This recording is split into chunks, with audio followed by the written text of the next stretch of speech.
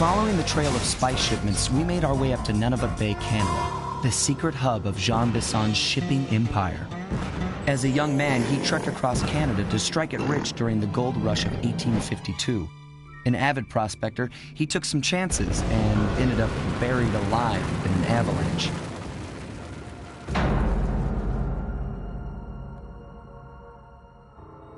Miraculously, the quick freeze kept him alive, and 120 years later, thanks to global warming, he thawed out. A product of his time, he dreams of taming the wild north, damming every river and chopping down all the trees, with progress delivered at the sharp end of an axe. Shipping spice for the Claw Gang proved a lucrative way to bankroll his one-man war against nature. And yet, I have to feel a little sorry for him. He's just a normal guy from the 1850s. Back in his day, he'd be a hero, but today, he's a villain. Either way, that man's got more than his fair share of the clockwork parts. What a low-tech guy like Jean Bisson is doing with robot parts is a mystery. I almost don't want to know. But as always, it's only a matter of time before I find out.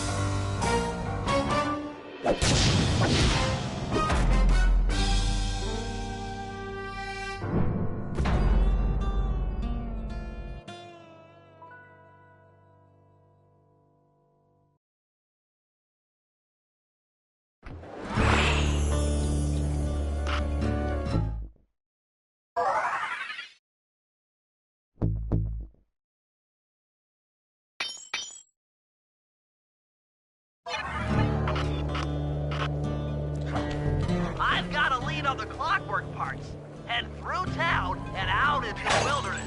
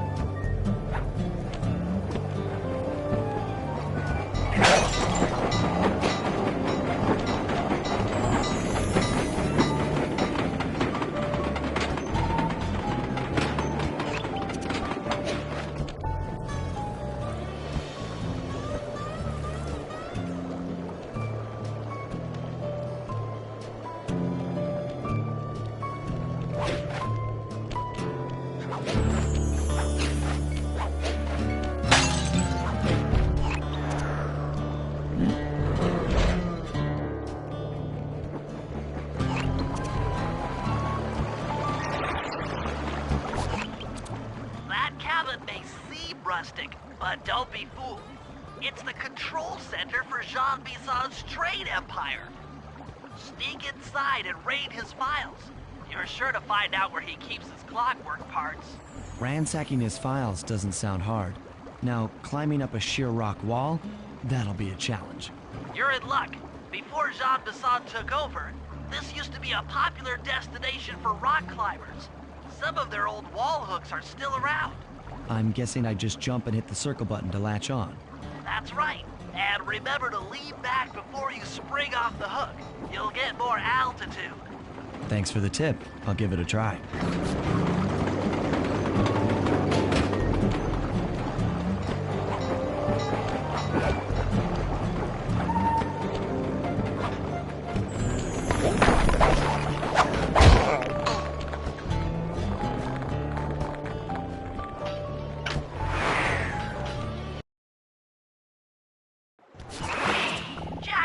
Sly, that's Jean Bisson. Looks like he didn't notice me come in. Just stay out of sight and take a picture of each of his trade routes. They should narrow our search for his share of the clockwork parts. All right, I'm on it. Hello, Arpeggio here. Salutations, Mr. Arpeggio. Y'all got time to shoot the breeze? Of course, for you, chum, always. Although must we communicate through that dreadful speakerphone? Yeah, I can think better while my legs move. Pumps blood to your brain. Yes, of course. One must keep blood in one's brain. But do tell, is there some pressing matter you'd like to discuss? First off, are you still coming on schedule to get that Northern Lights battery? Yes, we're well underway. My blimp should arrive at the end of the week. Bullseye. For second, when you gonna give me a look-see at that clockwork brain of yours? I'd sure like to buy it off you. Be song, you covetous troglodyte. You've already got the lion's share of the parts. Would you take my meager portion of the robotic bird for your own and strip me of all my earthly pleasures? Easy there, partner. You're all up in a lather. It's just that I found some real use for the clockwork parts I got. Why, I put 3 of them in the engines of my best trains. With those robotic doohickeys feeding the fire, them trains will run all night and all day. I call them my iron horses. Of course, I gotta keep the plans hidden. Stuffed them in my 3 trophy bass. Sounds like you're making capital use of your share of the robotic loot. But for now, the clockwork brain stays with me on the blimp. Although, when I arrived to pick up the Northern Lights... Sly, did you hear that? Bison's hidden the Iron Horse blueprints in his trophy vats. Head for the fish on top of the fireplace and steal those plans. That'll do fine. By the way, you ready to... Big... Excellent! Now get out of that cabin before you're spotted. Yes, the blimp's hypnotist wavelengths conform to the specs drawn up by the Contessa, and Dmitri, before his unfashionable capture, did a bang-up job of distributing After analyzing Bison's decorating techniques, I think we'll find the other trophy bass above the mantle in the 2 remaining cabins.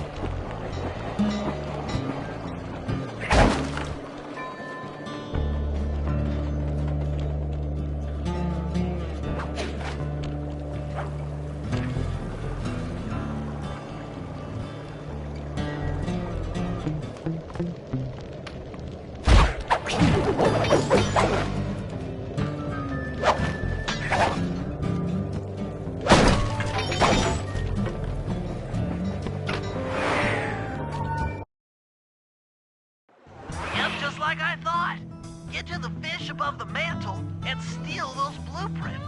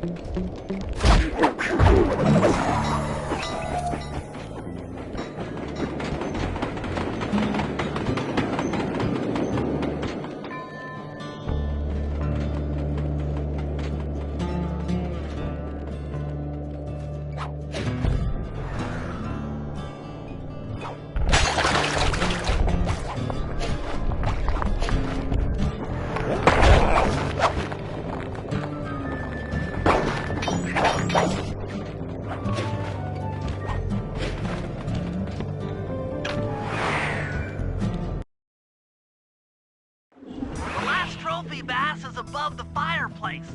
Be careful.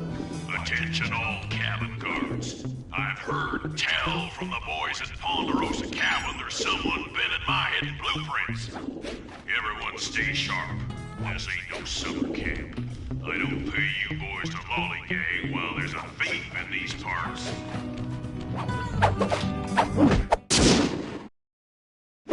Exceptional work, Sly. That's the last of the blueprints.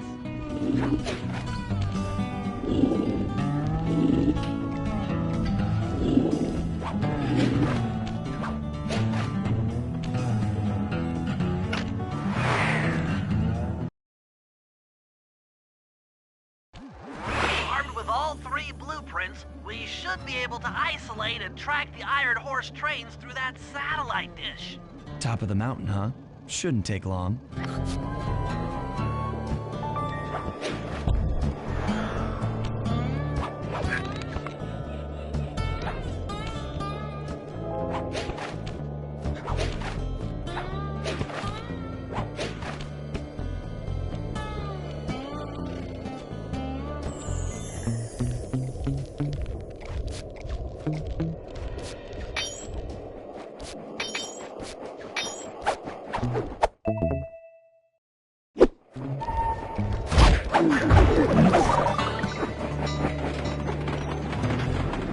This appears to be the only way up.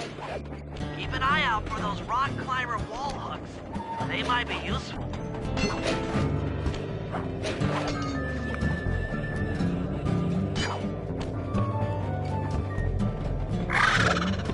This is great.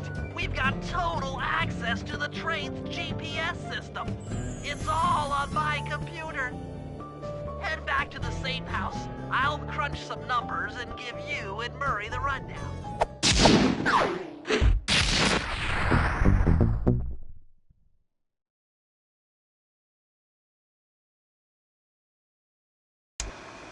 Thanks to Sly's efforts, we now know the location of all 3 of the local clockwork parts.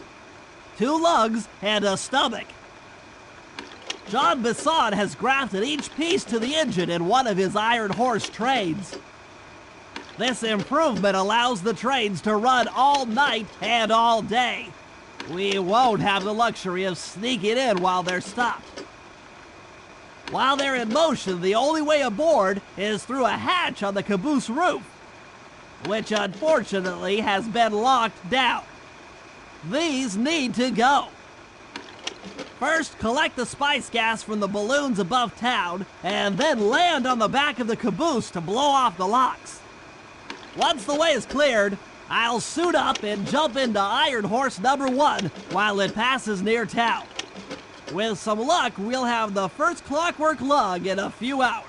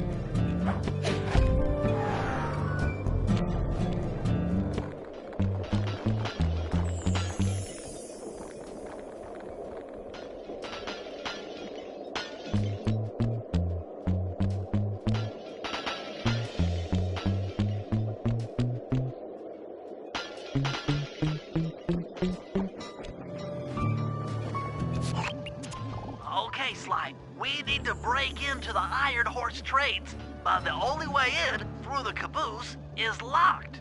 To blow the locks off, you'll need to collect the ultra-unstable, denatured spice gas from those balloons floating above town.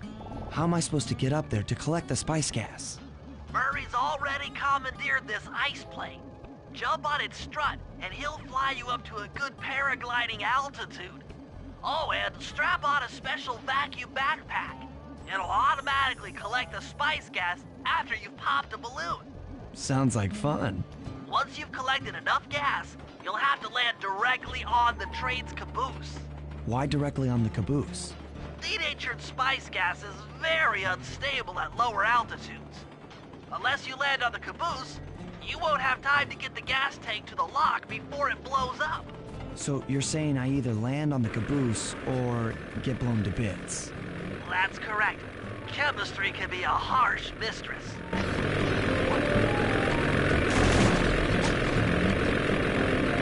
Hang on tight. We're going up.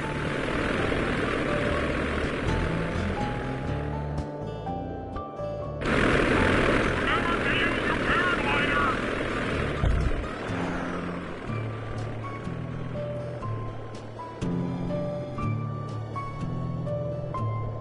The spice gas is lighter than air.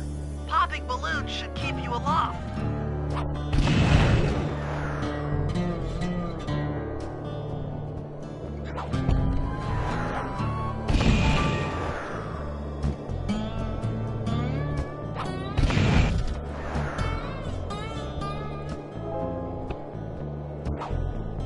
That did it.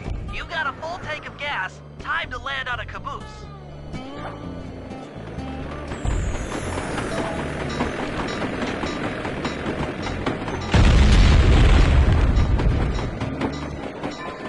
Get back to the ice plane.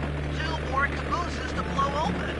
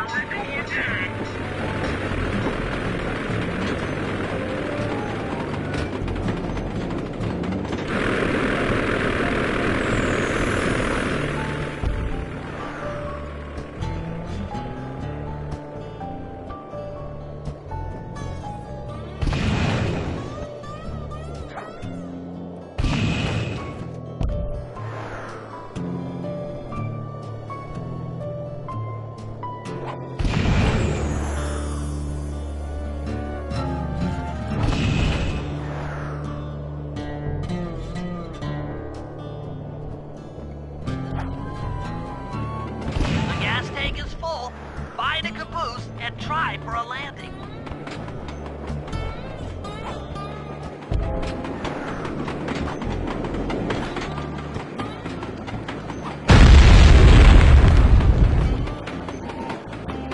Meet Murray at the ice plane. You guys are doing great. There's just 1 caboose left.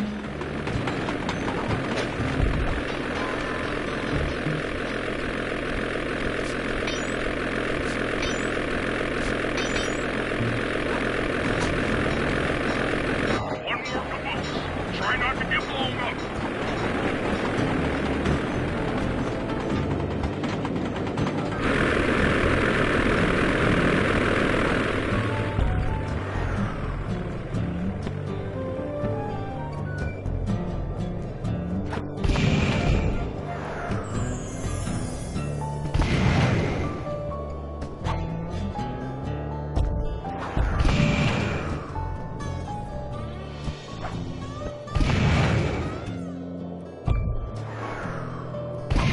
Up on gas. Target the last caboose.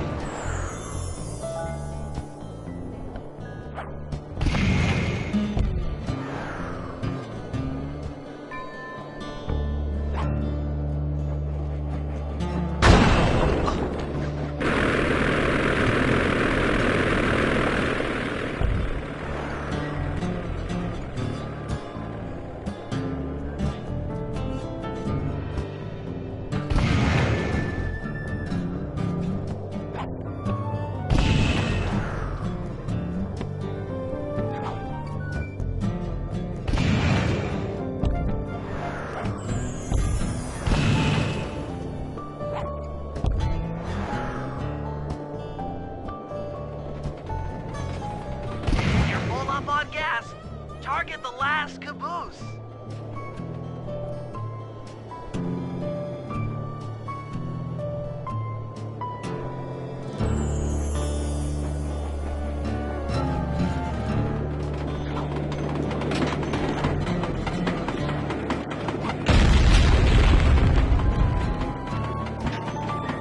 Yes, you guys did it! All the Iron Horse trains are unlocked.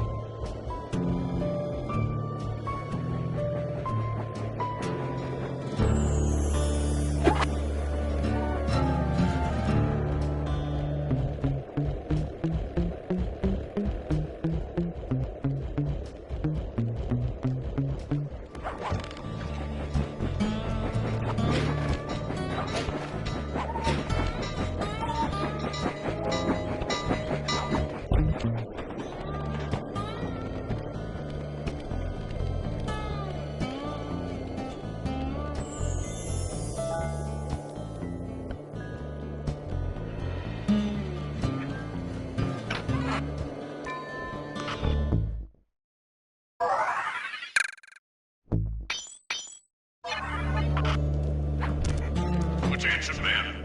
This here's John Basson. That was a quality job you boys did unloading the spice off them boats. Soon enough, I'll have one of them special Iron Horse trains come by and pick it all up for distribution. Stay sharp, and once this here spice business is taken care of, we'll have ourselves a hunting party. Go out into the woods and kill us some bears, eh?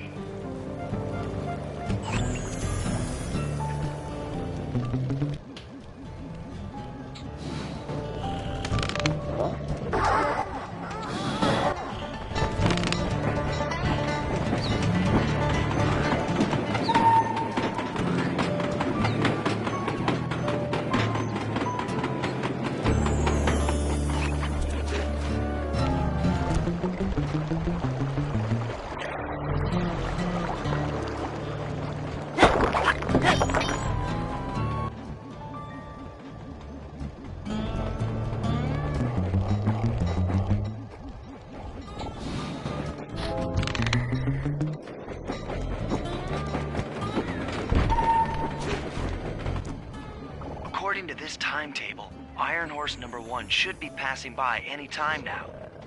I see it. It's moving awfully fast. Just jump on the caboose and go in through the hatch. Piece of cake.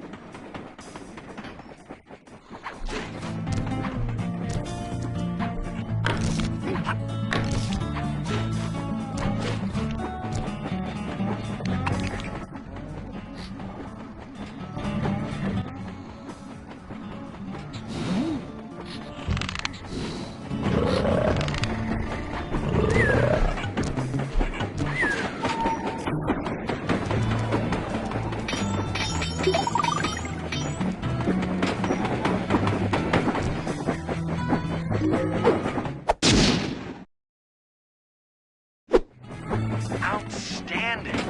Chalk up one strange robot organ for us, and one less Iron Horse train for John Masson.